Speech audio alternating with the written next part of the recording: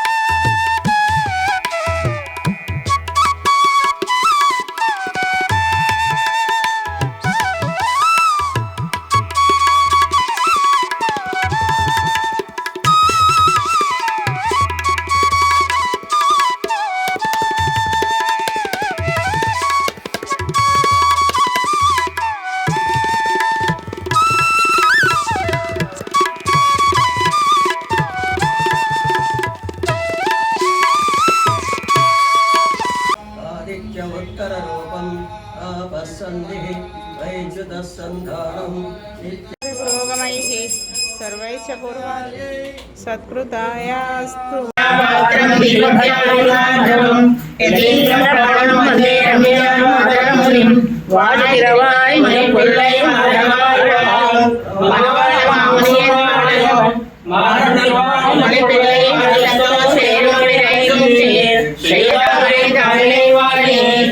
సనాతన ధర్మాన్ని కాపాడటంలో మీరు భాగస్వాములు కండి.